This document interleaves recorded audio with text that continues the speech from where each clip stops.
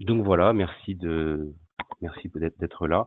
Donc je vais vous présenter un petit peu les différentes nouveautés que nous avons avec Neolode 6.7 et tout ce que ça implique. Donc, qu'est-ce que Neolode 6.7? Comme vous le savez, on a une approche shift left avec Neolode depuis un certain temps. Le but, c'est de pouvoir faire en sorte que les développeurs puissent faire leurs tests de performance directement avec Neolode Web. Donc on a eu des intégrations Jenkins qui se sont ajoutées par exemple et qui se sont améliorées. On a eu le pipeline as code qui est arrivé en Neolode 6.6. On a eu pas mal de nouveautés à ce niveau-là. Et donc avec Neolode 6.7, on rajoute des améliorations. Déjà pour le test as code, on va le voir, le but c'est en fait de pouvoir remonter le plus possible la chaîne pour à terme pouvoir tout faire en ligne de code directement pour générer ces tests en code. Donc ça, ce sera le test as code. Ensuite, on a quelques améliorations au niveau des tests d'API.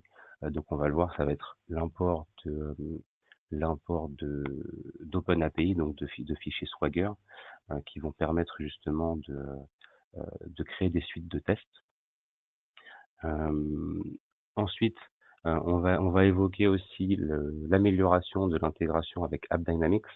Donc ça, c'est du shift right. Le but, c'est de pouvoir faire du monitoring et de fournir des informations sur les tests de charge à AppDynamics. Aussi, on a un petit peu amélioré SAP GUI en rajoutant des nouvelles fonctionnalités.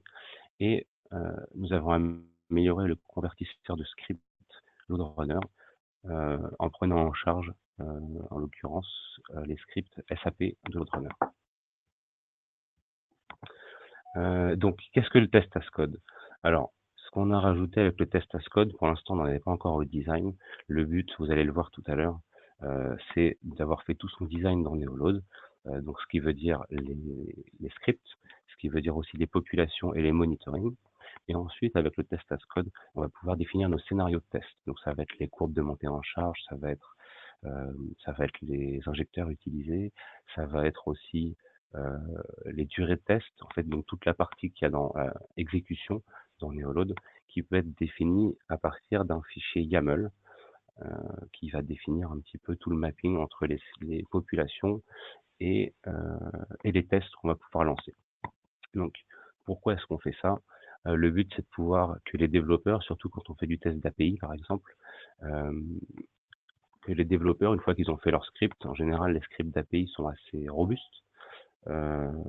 Et donc, une fois qu'ils sont faits, le développeur va pouvoir, en changeant juste son fichier YAML, donc sans avoir à ouvrir Neolode, va pouvoir changer les tests qu'il va pouvoir faire. Donc, on peut imaginer, par exemple, un développeur qui a ses fichiers sur Git, par exemple, tout ce qu'il a à faire, c'est changer son fichier texte, pousser sur Git, et ensuite, ça met à jour la définition du test. Donc tout ça, ça permet d'automatiser plus facilement les tests. Et ça peut permettre aussi, par exemple, à la QA de définir les scénarios de test, des tests qui auraient été définis par les développeurs. La QA pourra, par exemple, définir différents scénarios de test pour faire différents profils de tests. Donc le but, comme ça, c'est aussi de pouvoir aider à la collaboration entre les différentes équipes et que chacun puisse apporter ses expertises sur le test de charge. Donc, là, je vais vous faire une petite démo de ce test as code. Alors, comment ça se passe? Je vais vous montrer très rapidement les interfaces Neolode, mais c'est pas vraiment le but. C'est surtout pour que vous puissiez comprendre comment est défini le test. Et après, on va voir un peu, puisqu'au final, test as code, ben voilà, comme son nom l'indique, on va coder. Donc, c'est-à-dire qu'on va utiliser la ligne de commande pour lancer un test Neolode. Et on va utiliser un fichier YAML pour définir le profil de test. Donc voyons voir déjà Neolode, comment est défini le scénario. Donc là, on est dans le design, dans la partie design là. Donc ce que vous pouvez voir, c'est un Neolode classique. Là, on le verra après, le petit bouton pour faire les imports d'OpenAPI. Mais donc là, j'ai mes scénarios définis. J'ai mes populations ici qui sont définies. Donc là, j'ai deux populations, API et POST. Et j'ai mes monitoring qui sont définis ici. Donc le but, ça va être vraiment de définir tout l'onglet design de Neolode. Après, pour l'onglet exécution ici, On va dans scénario, on a des scénarios définis, mais ça c'est pas très important puisque on va pas s'en servir ici.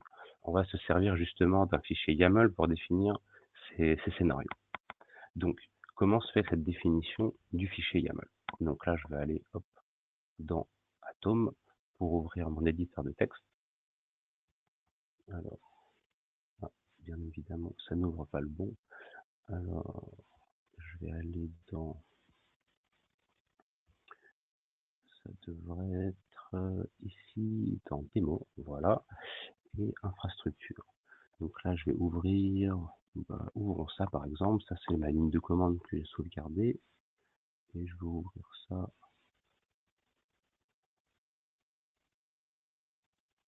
avec Atom. Voilà. Pour ouvrir un projet, ce sera plus facile. Project Footer. Voilà, prenons ça par exemple. Voilà. Comme ça, je peux ici voir ma ligne de commande, on la détaillera après. Mais surtout, le plus important ici, c'est le test.yaml. Donc ça, c'est le fichier texte qui définit comment le scénario est fait. Donc là, par exemple, je dis à Neolode que je vais définir un scénario, que ce scénario, je vais l'appeler démo scénario. La description de ce scénario ici, c'est donc Neolode as code démo. Et ensuite, là, il va falloir pointer sur l'existant. Donc là, tout ce que j'ai à faire, c'est pointer ici sur la population qui s'appelle post. Donc si je reviens à Neolode ici, dans mon design, dans la population, il faut que je pointe sur cette population-là. Donc il faut que je pointe sur des populations existantes. Et ensuite, je vais définir ici ma charge. Donc là, je fais ramp up load, donc ce qui veut dire que je vais définir, ce serait équivalent ici à dire ramp up, et après, donc à ce type de population. Et là, je dis nom d'utilisateur initial, l'incrément, le nom d'utilisateur maximal, et je définis toutes les informations qui sont là, je les définis dans mon YAML. Ensuite, l'autre partie, c'est pour définir mes injecteurs. Donc ça, c'est quelque chose qui existe depuis Neolode avant même la 6.7. Donc, je vais juste fermer Neolode parce que je ne vais pas en avoir besoin pour lancer mon test. Je vais le faire en ligne de commande. Je ferme. Et ici, là, je vais avoir mon fichier YAML qui définit mes injecteurs. Donc là, par exemple, je donne un nom à mon infrastructure. Je dis que c'est du on-premise, donc c'est-à-dire que j'utilise mes injecteurs maison. Et là, je vais utiliser deux injecteurs, localhost qui est donc mon ordinateur là, et Sealand qui est un ordinateur distant. Donc je vais utiliser deux injecteurs, et là je peux définir un peu tous mes noms d'injecteurs. Si j'utilise des ports spécifiques, je peux écrire par exemple ici 7100, là c'est le port standard, donc si je mets rien, ça va me faire 7100. Et donc je peux le définir ici pour définir, pour dire à Neolode comment contacter mon injecteur. Et ensuite, on va utiliser la ligne de commande, donc qui est définie ici. Donc ça, ce serait par exemple pour intégrer avec votre outil de CI. Par exemple, on va prendre un Jenkins, on peut prendre un Bamboo, un TeamCity, quel que soit l'outil de CI, selon ce que vous utilisez chez vous. Et le but, ça va être de générer cette ligne de commande. Donc là, j'appelle Neolode 6.7, donc ma ligne de commande, avec tous ces paramètres-là. Donc là, je vais appeler un projet. Et surtout ici, c'est là, avec le projet que je vais rajouter ici derrière à la fin, je vais pointer vers le YAML qui définit mon test. Donc je vais pointer vers ce YAML-là. Donc ça, c'est pour mon projet. Ensuite, ici, je définis tout mon serveur NTS. Je cherche à publier mes résultats sur le serveur après pour pouvoir les récupérer.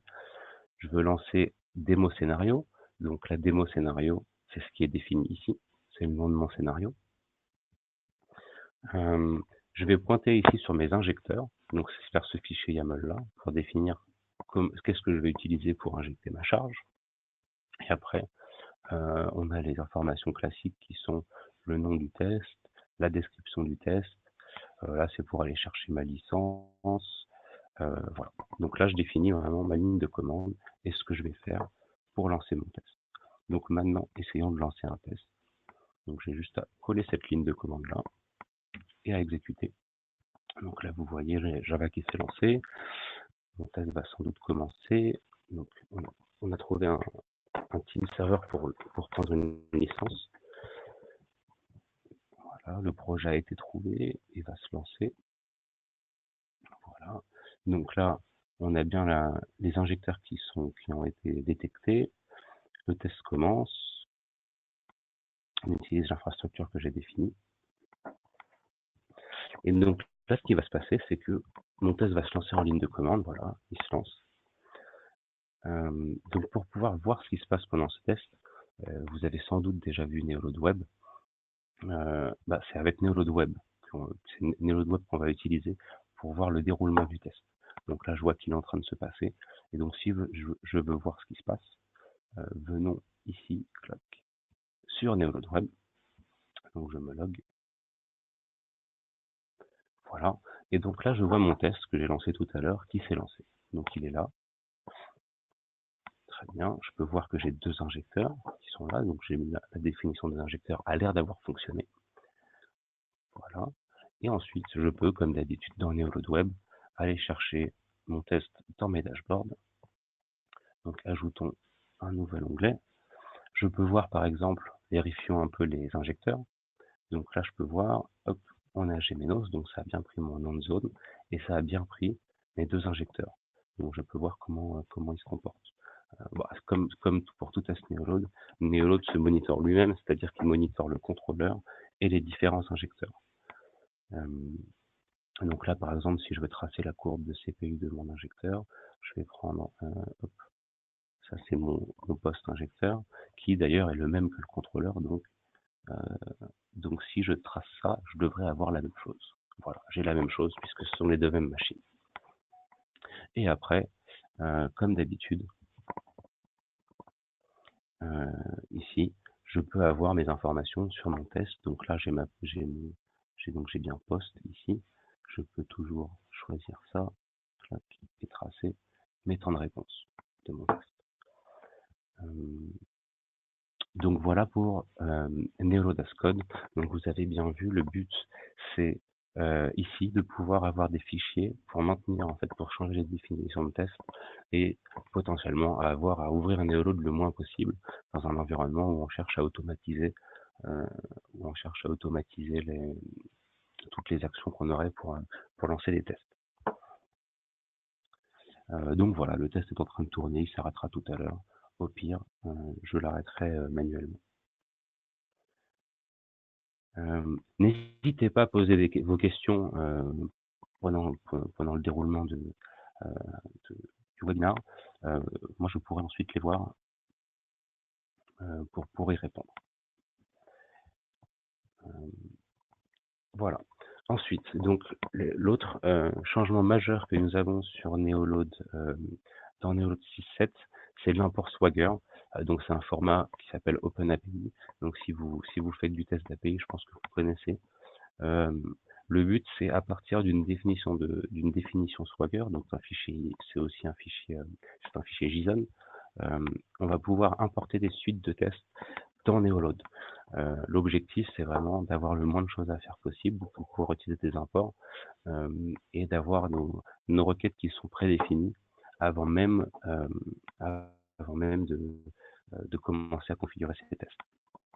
Donc ça, c'est principalement c'est adressé aux développeurs, mais aussi aux testeurs QA qui testent des API. Donc le but, c'est vraiment de gagner du temps sur la définition des tests. Donc voyons voir ici sur la démo. Donc là, vous pouvez voir un exemple de suite de tests importés ici à partir d'une URL. Donc on peut pointer soit vers une URL, soit vers un fichier. Donc ça veut dire qu'on n'a pas besoin forcément d'avoir accès au serveur. Il suffit juste qu'on ait ce fichier. Donc pour vous montrer ça, ce que je vais faire, c'est que je vais arrêter le test en faisant hop, CTRL-C. Donc là, la licence s'est libérée, le test a été arrêté, très bien. Donc si je regarde dans Neoload Web, normalement, c'est ça, mon test est terminé. Parfait. Donc maintenant, ce que je vais faire, c'est que je vais tout simplement rouvrir Neoload. Et on va pouvoir prendre n'importe quel projet, ou même partir d'un projet d'un projet vide pour pouvoir importer une suite de tests. Donc, ce que je vais importer, ça va être sur Swagger. Je vais vous montrer deux imports différents. D'abord ici, c'est le Pet Store de Swagger, donc c'est leur démo, la démo que Swagger fournit. Et après, je vais vous donner aussi, je vais vous montrer aussi sur notre Swagger, parce que comme vous le savez, euh, Neoload est de plus en plus ouvert, on pose de plus en plus d'API. Neoload Web a ses propres API qui permettent justement de le requêter. C'est grâce à ça que, par exemple, on s'intègre à Dynatrace. C'est grâce à ça aussi qu'on a amélioré l'intégration avec AppDynamics dans le but de faire des échanges bidirectionnels entre les outils d'APM et nous. Voilà. Donc, je vais vous montrer un petit peu ces deux comment importer ça dans Neoload. Donc, revenons ici. Ah, j'ai plus de licence. Donc, je vais prendre ma licence gratuite. Que je mets dans le document.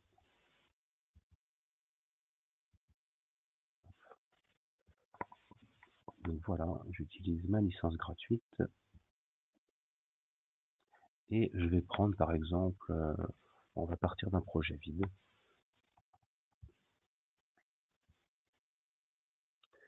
Et je vais comme ça importer OpenAPI. Donc le but, là, je vais vous montrer à partir d'une URL, c'est ce qu'il y a de plus simple. Donc ce que je vais commencer par faire, c'est je vais prendre le Pet Store ici et je vais mettre ça dans mon presse-papier. Copier le lien. Voilà. Et ici dans Neoload, je vais mettre importer OpenAPI. Bah, je l'ai là déjà. Donc je fais importer.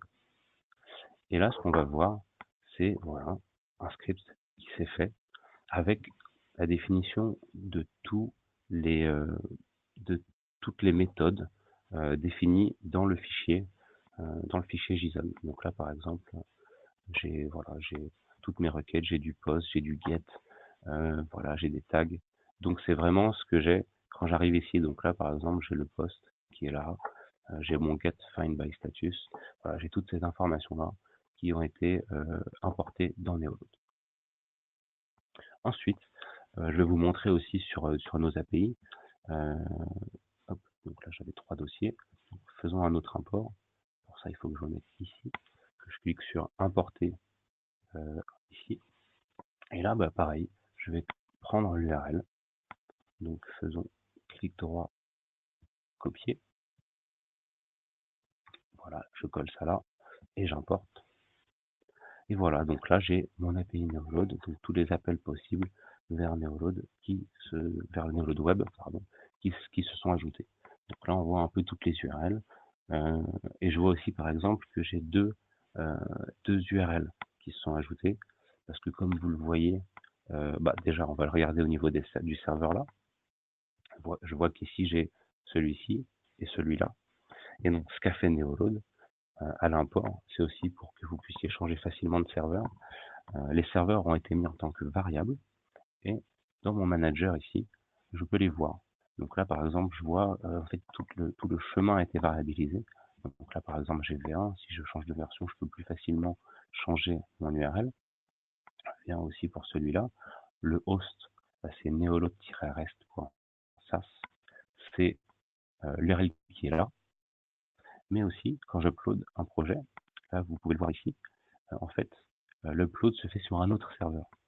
Alors, est-ce qu'on peut le voir ici? Alors, pas forcément, mais de toute façon, on le voit dans Neoload. Ici, serveur host 2, c'est neoload-files.sas. Donc, c'est là qu'on va pousser les fichiers projets. Donc voilà, comme ça, quand vous importez, on le voit aussi ici sur Swagger, le Pet Store.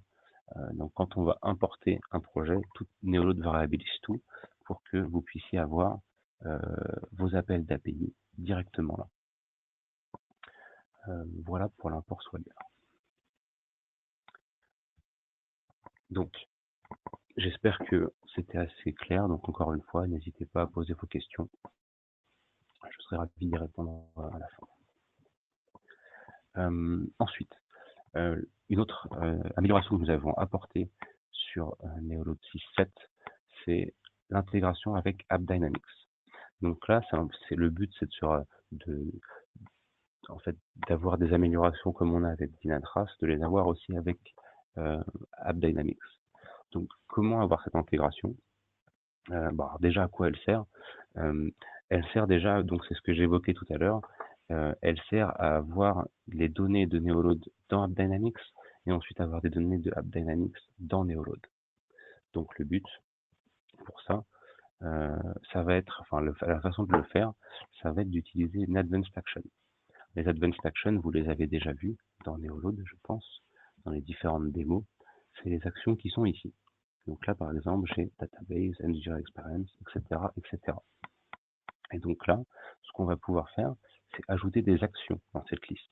Donc ces actions, comme vous le savez peut-être, vous pouvez en faire vous-même si vous voulez, mais aussi, nous, on en fournit des mises à jour.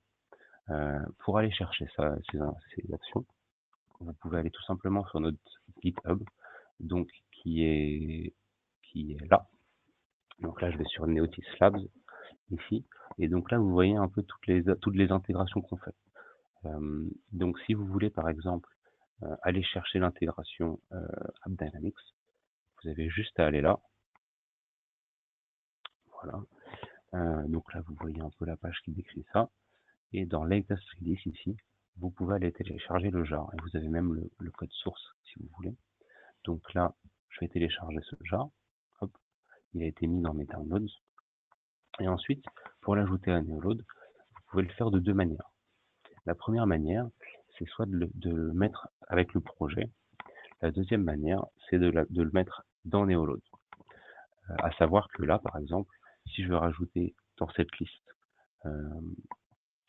AppDynamics, donc là, ce que je vais faire, c'est que je dois sauvegarder ça.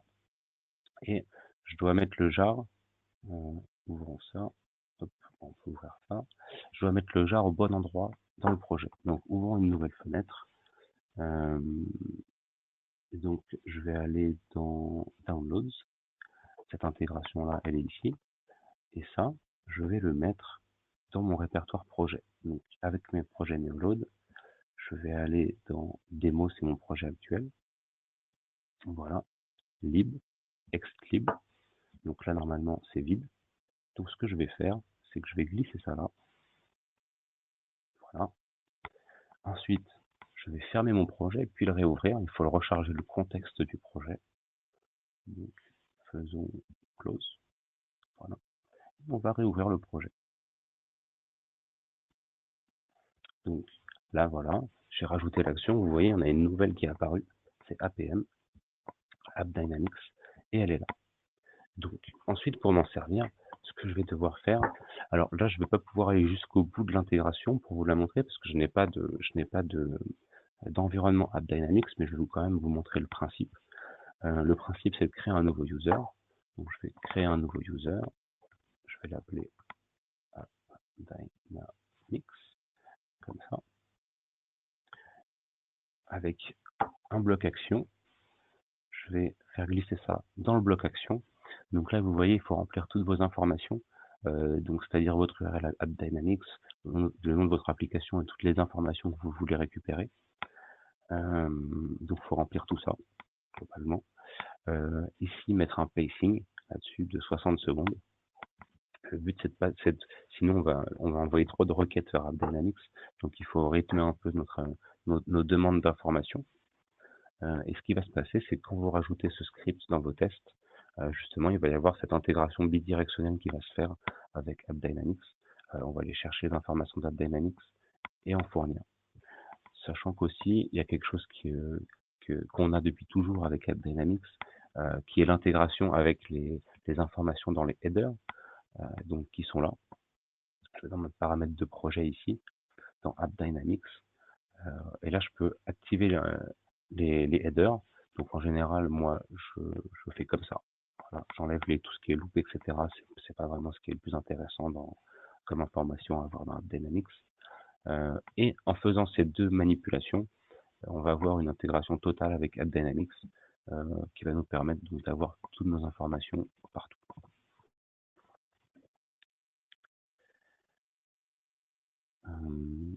Voilà pour AppDynamics. Donc ensuite, qu'est-ce qu'on a aussi rajouté au niveau SAP GUI? Là, je ne vais pas vous le montrer, euh, puisque je n'ai pas d'environnement SAP à vous montrer aujourd'hui. Euh, mais donc, ce qu'on a rajouté principalement, ça va être le nombre d'actions SAP qu'on prend en charge. C'est-à-dire que, je ne sais pas si on peut les voir ici ou si on les voit là. En fait, ce sont tous les types d'actions que vous avez là sur SAP, tous les événements. Donc, on a rajouté des nouvelles actions euh, au fur et à mesure qu'on teste, on voit des besoins qui se créent sur ces actions-là. Donc voilà, on a rajouté plus d'actions ici. Aussi, à propos de SAP-GUI, on a rajouté la possibilité avec le convertisseur, on va le voir ici, voilà, le convertisseur LoadRunner. Donc on a rajouté la possibilité de migrer les projets LoadRunner SAP-GUI vers Neoload. Aussi, maintenant, le convertisseur est complètement open source, ce qui veut dire que si vous voulez réaliser des changements à ce convertisseur, euh, ou voilà, que les conversions soient faites différemment, vous pouvez tout à fait le modifier pour qu'il corresponde à vos besoins. Comment ça fonctionne? Je ne vais pas vous montrer comment changer le convertisseur, mais surtout comment prendre en compte les changements. Alors moi, je vais vous le montrer là-dedans, sur le Mac. Si vous n'êtes pas sur Mac, ce sera toujours dans le répertoire projet de Neoload, ici. Et dans Converters, ici, vous avez ici la version 1.2.1 du convertisseur.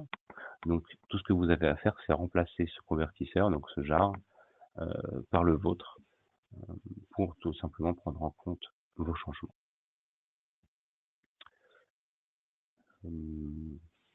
Voilà. Donc, bien sûr, si vous voulez voir comment vous servir de ces nouvelles fonctionnalités, vous pouvez aller voir la documentation, quelles que soient ces fonctionnalités. Euh, dans la documentation, il y a une section What's New que vous pouvez aller voir. Je pense à ça principalement pour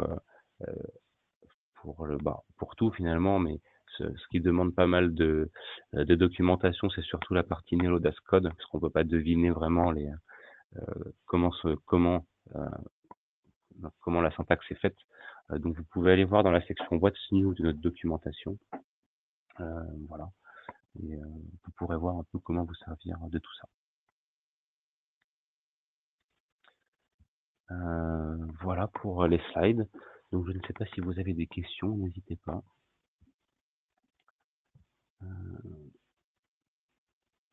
Alors j'ai une question ici qui me dit la syntaxe semble ressembler à celle de Taurus. Y a-t-il une intégration avec cet outil? Sinon, est-ce prévu? Alors oui, la syntaxe, alors je ne connais pas personnellement la syntaxe de Taurus, mais c'est une syntaxe qui est assez commune, qu'on voit énormément, surtout en ce moment, puisque c'est la syntaxe YAML. Donc on la voit un petit peu partout. Concernant l'intégration avec Taurus, euh, alors on n'a pas fait, à ma connaissance, d'intégration nous avec Taurus. Je ne sais pas si c'est prévu, mais après, en soi, je ne connais pas l'outil, mais je suis sûr qu'il y a une intégration possible, puisque, comme je vous disais, nous on ouvre de plus en plus Neoload, donc je suis sûr qu'il y a une intégration possible. N'hésitez pas à ce propos à vous rapprocher de votre sales ou votre pre-sale pour lui demander des informations. Je pense il sera content de vous en fournir.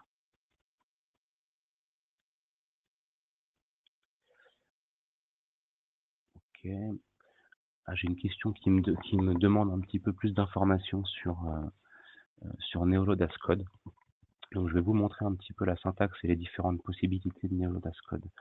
Parce que là, on voyait dans mon test surtout du ramp-up et et donc on peut aller voir un petit peu plus de possibilités là-dessus.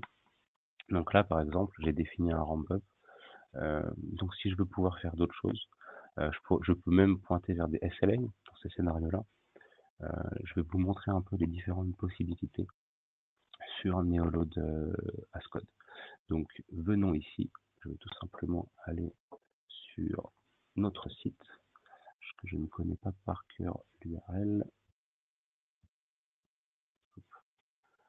documentation. Hop. Et donc là, je vais aller dans le What's New pour aller ici dans la documentation de la command line et trouver le lien qui m'intéresse, qui devrait être ici. Donc là, vous voyez, on vous explique un petit peu comment définir ici la ligne de code, comment définir la ligne de commande pour appeler le YAML. Là, vous pouvez cliquer là et vous tombez sur une URL qui vous définit, qui vous montre comment l'utiliser. Donc là, par exemple, vous pouvez le voir, moi j'ai pris clairement cet exemple-là pour la démo d'aujourd'hui, sauf que j'ai enlevé le profil de Salé puisque je n'en avais pas. Mais voilà, on peut faire différentes choses. Par exemple, on peut définir plusieurs populations. Par exemple, on peut appeler plusieurs populations. Là, je peux utiliser une charge constante. Je peux utiliser une charge en pic. En fait, j'utilise tout ce qui est possible dans Neoload, tout ce qui est défini dans Neoload. Et je peux même utiliser des paramètres avancés. Donc là, par exemple, là, vous voyez, j'avais juste 500 users, mais je peux aussi donner une durée. Je peux, en fait, accéder même aux paramètres que j'ai dans Neoload. Donc, si je vous montre, ce sont les paramètres qui sont, dans une population. Hop. Voilà, tous les paramètres qui sont là. On peut aussi y accéder dans le fichier YAML pour définir ces scénarios de test. Donc là, le but, c'est vraiment de pouvoir tout définir directement dans le fichier test.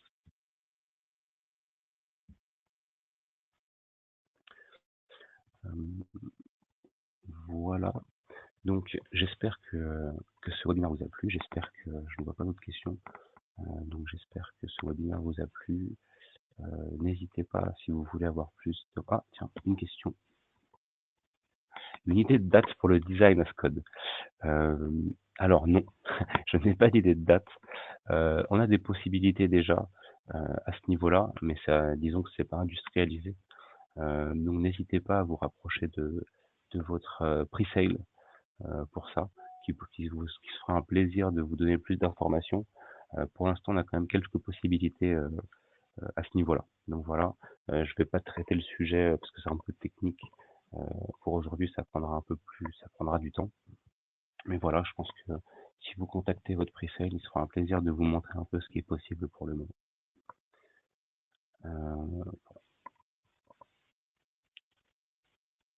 Donc voilà, donc je vous remercie de votre attention pour cette session. N'hésitez pas à contacter votre commercial ou sales@neotis.com ou ps@neotis.com si vous avez des questions complémentaires qui viennent. Et je vous souhaite une bonne journée. Merci. Au revoir.